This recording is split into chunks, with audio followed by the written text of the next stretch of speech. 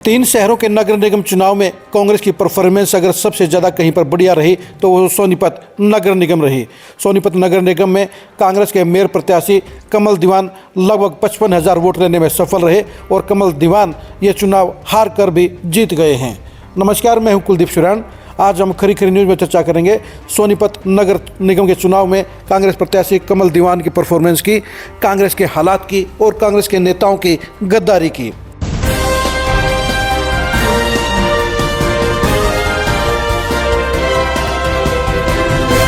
सोनीपत नगर निगम को अगर कांग्रेस के बड़े नेता गंभीरता से लेते तो यहां पर मेयर का चुनाव जीता जा सकता था। पार्टी के प्रत्याशी कमल दीवान लगभग 23,000 वोटों से चुनाव हार गए हैं।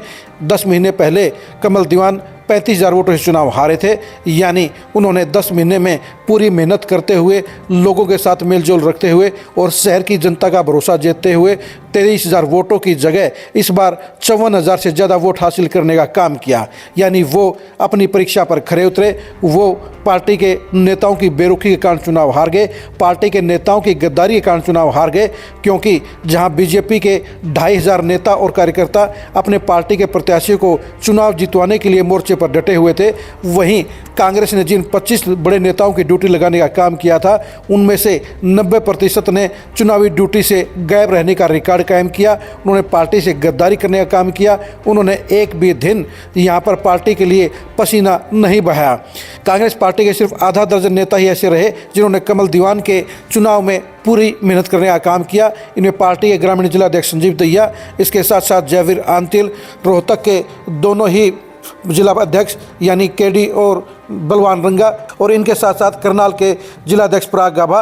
बाकी के नेताओं ने पूरी मेहनत नहीं की, बल्कि उन्होंने काम चोरी करने का काम किया और यही वजह रही कि कांग्रेस सोनीपत में जीती हुई बाजी हार गई।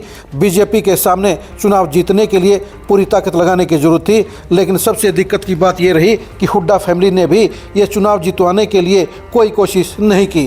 सोनीपत को वैसे तो हुड्डा फैमिली अपना गढ़ कहती है, अपना घर कहती है, लेकिन नगर निगम के चुनाव में साबित हो गया कि हुड्डा फैमिली अब सोनीपत को लेकर ज़्यादा इंटरेस्टेड नहीं है। यही वजह रही कि भूपेंद्र हुड्डा सिर्फ 4 घंटे के लिए सोनीपत में आए, वहीं पर दीपेंद्र हुड्डा ने भी सिर्फ चुनाव प्रचार में माहौल बनाने का काम किया। दीपेंद्र हुड्डा ने चुनाव को जीतने के लिए गंभीरता नहीं दिखाई। उन्होंने बूथों को लेकर नेताओं की ड्यूटी नहीं लगाई। उनको पार्टी के नेताओं की शिकायत की गई थी, लेकिन इसके बावजूद उन्होंने अपने ही समर्थकों को टाइट नहीं किया। दीपेंद्र हुड्डा के 90% समर्थक नेता इस चुनाव में गड़बड़ करते रहे, यानी वो पार्टी के साथ विश्वासघात करते रहे।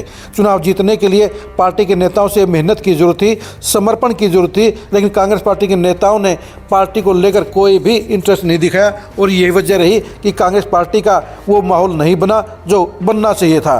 कमल दीवान ने अपने बलबूते पर चुनाव लड़ा, कमल दीवान ने अपनी तरफ से भरपूर प्रयास किए और यही वजह रही कि वो 54,000 से ज़्यादा वोट लेने में सफल रहे।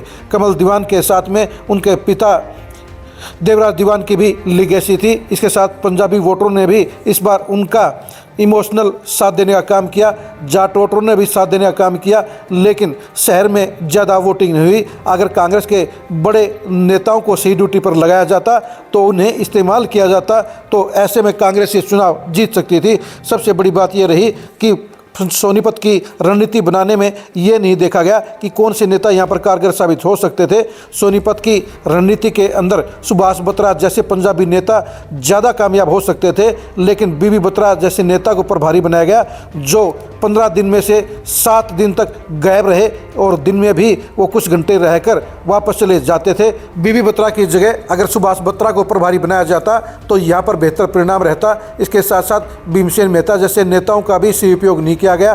गोकुल सेतिया जैसे नेता भी लास्ट के 2 दिनों में ही यहाँ पर पहुँचे, उनका भी पूरा इस्तेमाल नहीं किया गया।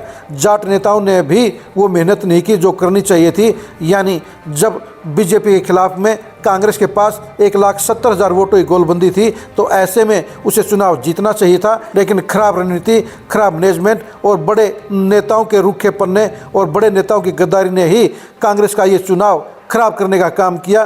कमल दीवान ने अपने बलबूते पर बेहतरीन काम करते हुए चुनाव को नज़दीकी बनाने का प्रयास किया और 55,000 वोट हासिल करना ये साबित करता है कि कमल दीवान की वर्किंग में, कमल दीवान की मेहनत में कोई कमी नहीं थी। और अगर कहीं कोई कमी थी तो पार्टी के बड़े नेताओं की नीयत में कमी थी, पार्टी के बड़े नेताओं की मेहनत में कमी थी, पार्टी की रणनीति में कमी थी।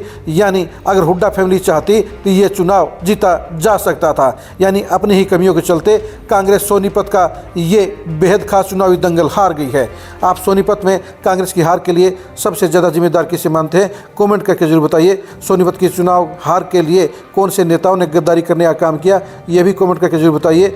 बीजेपी की सोनीपत में जीत के लिए सबसे बड़ा फैक्ट कौन सा रहा, ये भी कमेंट करके जरूर बताइए। सोनीपत में कांग्रेस का 2029 में भविष्य क्या रहेगा, यह भी कमेंट करके जरूर बताइए। सोनीपत की सियासत की एक्सक्लूसिव खबरों को जानने के लिए आप लगातार खरी खरी न्यूज़ के साथ बने रहिए। आप हमारे फेसबुक पेज को फॉलो कीजिए, आप हमारे यूट्यूब चैनल को सब्सक्राइब कीजिए। नमस्कार।